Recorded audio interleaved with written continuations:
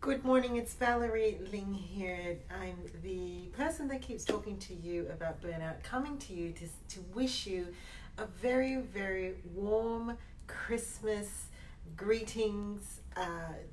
May you have peaceful, joyful, warm, loving moments during this Christmas and an absolutely inspired and aspirational new year.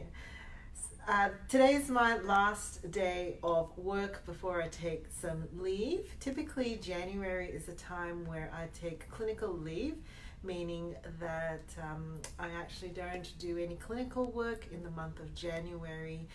As a family, we take time to walk through the season of Christmas in a very mindful, meaningful, and intentional way. And as we finish the year together and as we start the new year, spending some time celebrating together as a family and also reflecting on the year gone past and committing some of our thoughts and goals for the new year together. I wanted to also come to you to tell you a little bit about the 12-month coaching program that launches in February 2020. For the last, I'd say, 5 years, I've actually been working myself out of my clinical load. So I am a clinical psychologist, and for the most part of my 20 odd years of my career, I've worked in the community and private and hospital setting as well as organizational setting, really in the area of clinical psychology, which is broad and widespread in terms of its focus, whether it's dealing with depression, anxiety, obsessive compulsive disorder, and a range of other mental health issues. Good morning, Kim. I'm looking forward to seeing what you do with your gingerbread house. Mine is a deconstructed gingerbread house at the moment. Anyway, back to what I was saying. And so in the last 5 years, however, because of my constant encounter with burnout, when 5 years ago there wasn't as much clarity perhaps as to what burnout really is or was, and I was noticing that clients were coming in burnt out, but coming in with a variety of diagnostic criteria from seeing other health professionals, and that's not, it just shows the unclarity that comes with it. And working in the burnout space requires us to actually bring together our understanding of clinical and counseling principles as well as organizational principles, and bringing them together to really look at the evidence and the frameworks and the science that works in the burnout space. And we actually need both. If you're only working in the individual clinical and counseling space, then what we're actually doing is helping people to stand up again. What we also need to do is to figure out their interaction and their relationship with their work and their organization, because once they can stand up, they need to return to the environment or make some critical decisions how to negotiate the environment, and in some cases whether they need to leave that environment. And very often the things that we do and we use in the clinical and counseling space is not actually really specific enough to address that relationship and that interrelationship. And so in the last 5 years, I've actually been steadily working myself to become more and more focused in the burnout space, which brings these bodies of knowledge and clinical experience into focus. I dare say that I'm probably one of the few, I'm not going to say I'm the only one, but probably one of the few practitioners today that has a sole clinical focus in the burnout space. What does that mean when I say I have a sole clinical focus?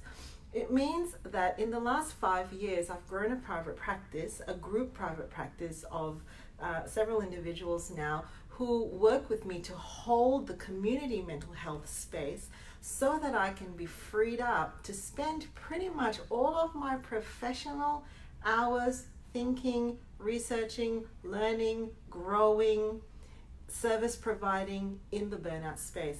And that actually means that my clinical hours, clinical focus, clinical experience, and combined stories of all the individuals I have worked with in the last 5 years is so specific, so concentrated, so condensed to figure out a way to actually make sure that people are recovering from burnout in efficient and effective ways, and people are able to have prevention, relapse prevention, maintenance strategies under their belt.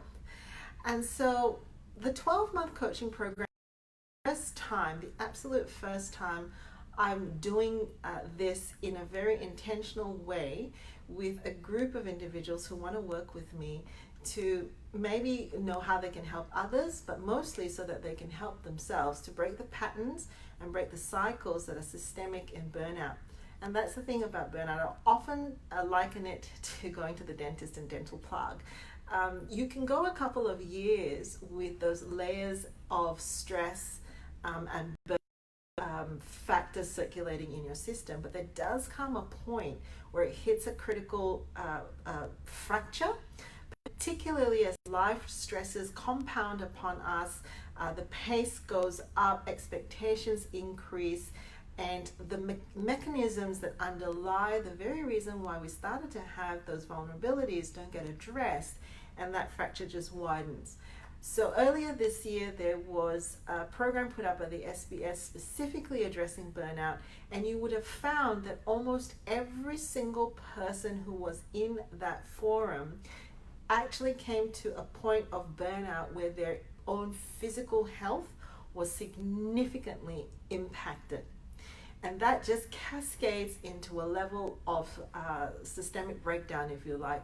Your health is gone, your mental health is eroding, what you can do for your family, what you can do for your relationships, what you can do in your workplace. And for many of them, it actually meant a detour to the things that they were doing that led to lasting impact.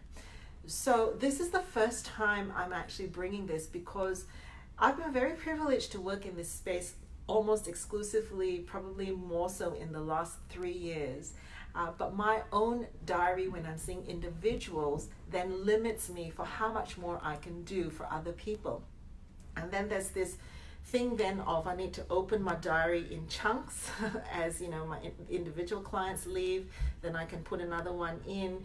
And I just felt like 2020 was an opportunity for me to open my diary wide to bring in 6 individuals whom I know that I will make priority, and I will make an absolute commitment to walk with them and journey with them for 12 months so that they never have to fight for diary space in working with me. They never have to figure out what they need to jam pack in that 15-minute session to get the most that they can get. They know that I'm with them for that 12 months. The reason why I have an early bird is because, well, I can't burn out myself, right? My curriculum and my diary gets planned 1 quarter in advance always. And so the practice curriculum is set for 2020, and now my individual work and what I'm committing to is being bolted down as we go into the new year. And so once I know that I have those individuals that I'm going to work with, the early bird is there to encourage that. The doors close and we work very specifically and intimately together.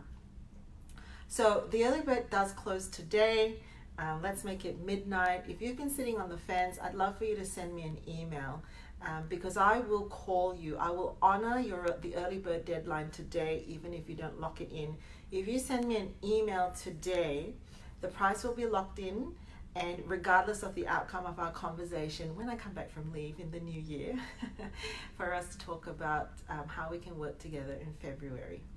All right, I'm going to leave you here. Take care.